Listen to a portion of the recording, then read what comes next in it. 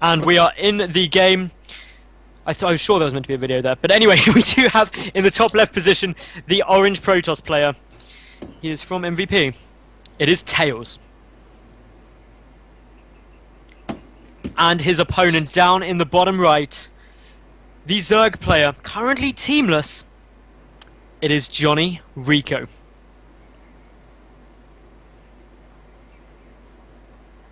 Exciting. This is our last best of 3 of the day, guys. We've had so many fantastic games. And this is it. The winner of this advances, loser goes home. We already have our other 3 qualifiers. Duck from Team MVP, SK Gaming's MC, and then Dignitas Bling. So, let's just get down to the facts. We just came out of game 2 and 3 of TAiLS versus TEFL. Close series, some cool builds going down. TAiLS being very creative, doing some slightly less common builds, but still very effective. It was fun to watch. Obviously, TAiLS and TEFL was a PvZ as well. Therefore, will JonnyREcco be able to do something better than his former teammate TEFL? Will he be able to take this spot? Of course, fellow UK player Bling qualified earlier on today. He was the first qualifier, and therefore, JonnyREcco will be sure not to be outdone by that, and ultimately, we should be getting a good game. Star Station means the third bases are not fun, so therefore we could be seeing a lot of 2-base aggression from both of these two. Excuse me for my new question, but what race does Duck play? I believe he is Protoss. So if TAiLS wins, 4 Protoss qualify today. That should be right. That should be right. So if TAiLS wins, 4 Protoss qualify today. So something to know, guys. Protoss doing very well today. I mean, like I said before, I'm cheering for JonnyREcco. I hope he can shut down this Korean madhouse TAiLS. I'm a fan of TAiLS. I've known him for quite a while. I've met him at a few lands. He's a really cool guy, but I want my JonnyREcco to win. I'm going to remain impartial.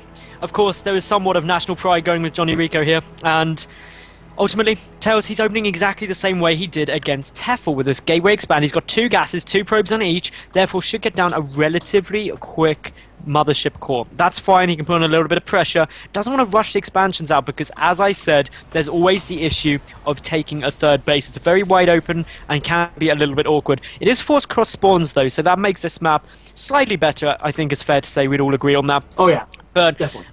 Ultimately, TAiLS, he's probably going to chuck down his natural about now. He's got enough money for it. There he goes. So just getting that mothership core out quite quickly. In terms of units he's got out, he hasn't got a Zealot yet. He may just go for a Sentry. He's got enough gas to do so, and we'll wait to see if that's what he's going to go for. And he does indeed. So quite a defensive 1-gate expand. Not going to be trying to put on too much pressure. Just wants that core out in order to bank up the energy. Yeah, I like this build. We saw it last game. It's its own little style. Wonder if he's going to do the same Sentry Zealot push again. That seemed to work out for him last game. Caught TEFL off guard. It's own interesting timing. Following it up with a very powerful push. JonnyREcco opening up with that very quick gas. Is over 100 gas and starting that speed just a little bit late. Just a speeding expand. This is starting to become more and more common, and we're actually seeing Stargate from MVP TAiLS.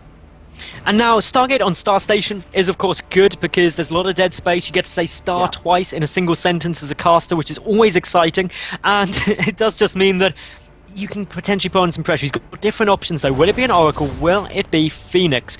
And ultimately, that is just some great fun because it means that we can't really know until TAiLS decides to go for one of them. And that's always exciting for us as casters. You can't really predict what's going to be coming out of that Stargate before they make it because it's very much up to personal choice.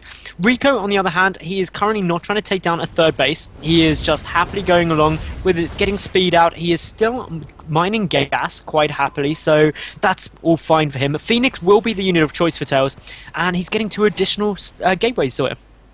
Like I said, I'm practice partners with Frodan. We play each other all the time. He's Protoss. Him and Rotterdam are both very, very favorable to Phoenix openers in this matchup. They just like building a bunch of Phoenix. And we're actually seeing the exact same build we saw from Todd versus JonnyREcco game 1? Yes, game 1, where he just built 1 Phoenix and didn't build anything else. He just cleared up Overlords and then transitioned. We haven't seen the new tech choice just yet for TAiLS, but he built that 1 Phoenix and completely stopped.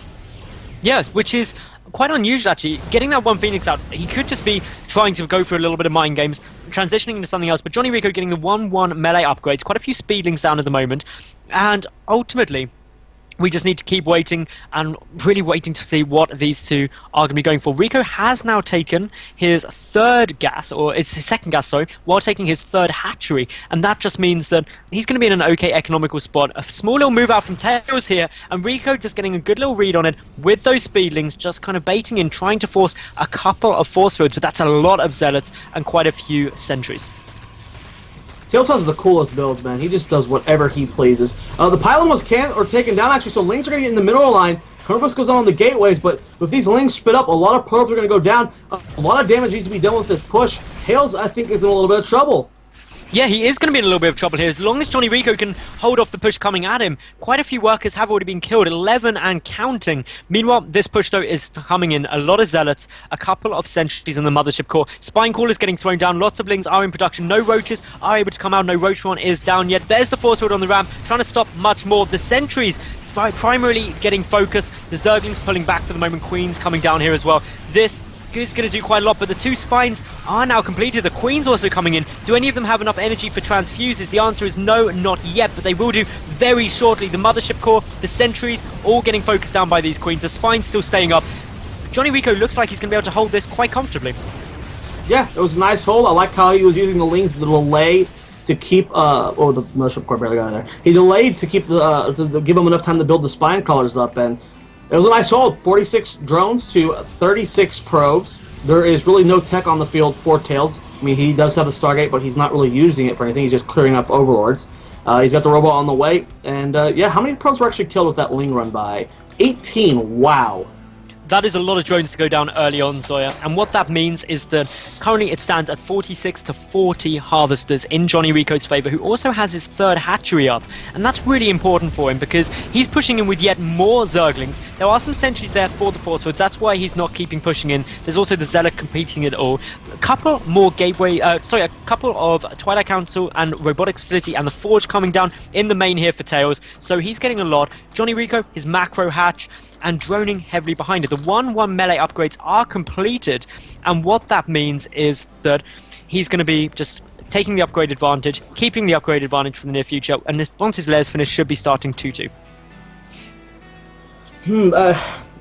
I like the gateway builds, but I really feel you have to follow up with a Forge faster.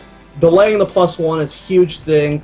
Not getting the cannons for early defense from counterattacks is really painful as well. But I like the fact that TAiLS is willing to do whatever he wants. He's got his own personal style, and we saw it work in that last series, so I'm really curious to see if this 2-base follow-up will work. He actually did this build last game. He's mixing in a Twilight Council with Blink. Last time he just did he's going for a 2-base all in game. He's adding on 4 more gates, but it's going to be a Colossus Blink Stalker all in this time, and I don't know. It's going to be tough, man. It's a lot to get off of 2 bases, especially when JonnyREcco's comfortably sitting on 3 with the macro hatch. His Spire is a quarter done, so he's got the option to start getting out those Corruptors once he needs them. The Mothership Core is staying far forward, but all Rico's doing with these Lings is just trying to get a read. What's there? Knowing he's not got a 3rd base still, and is relatively happy about that. So ultimately, I'd say JonnyREcco is ahead at the moment, but the push from TAiLS is ultimately going to try and win the game. If it doesn't, then Rico's going to be magnificently in a good place. That didn't even make sense, magnificently in a good place. I don't know what I'm on about that. It's been a long cast. We have been going for a little over 8 hours. We got a lot of huge surround. Yeah, that was beautiful. All of those units getting taken out. That was such a huge win for JonnyREcco. He's still pushing forward. He's got the 1-1 upgrades compared to no upgrades. Zergling's making into the natural mineral line as well. The Colossus is up on the high ground, but it's taking damage from those Lings as well. But more importantly, lots of probes are dying. Wow, that was not good for TAiLS at all. A few more probes going down, putting the harvester count at 69 versus 46. Did he build that 3rd base? He's just now starting it, warping in more units on the low ground. Losing that on moral is going to hurt for later on. 4th base being started by JonnyREcco. Creep spread looking really good right now. I'm really liking the creep spread. A lot of Lings out on the map as well. Hive just about to finish. Mixing in a few Corruptors. I find this interesting. At this point in the game, when you know there's no attack coming, you don't really need the Corruptors for, defense. Well, do you think he could possibly be going for Broodlords? it's ultimately potential. Well, the Corruptors are there to deal with the couple of Colossi out, just to do some extra damage against those. Also will help with the Mothership Core. But when we look at the composition from JonnyREcco, he's only really got Zerglings out for the time being. He's not got anything else. So that means that the Colossi are the real big threat. He does have his 4th base on his way, producing a lot more. 9 more Corruptors coming in. JonnyREcco needs to buy himself some time in order to get those out, and the additional Zerglings too. Blinkstalker's blinking forward, starting to clean up some of this creep here. Units have 56 Lings and 3 Corruptors. With just Lings and Corruptors, this is gonna... there's actually not much Death Ball here. If there was a little bit more Protoss here, a few more Zealots mixed in, I would think that this would be a weird composition for JonnyREcco. But nice job sniping that Mothership Core. That means that if TAiLS commits, he has to go all in with this. There's no out anymore. And while these Corruptors just flying straight over, can immediately take out these 2 Colossus, and the Stalkers, the Corruptors don't even care. The Stalkers are just like poking at them one by one, and this only a handful of TAiLS Corruptors went down there, Zoya.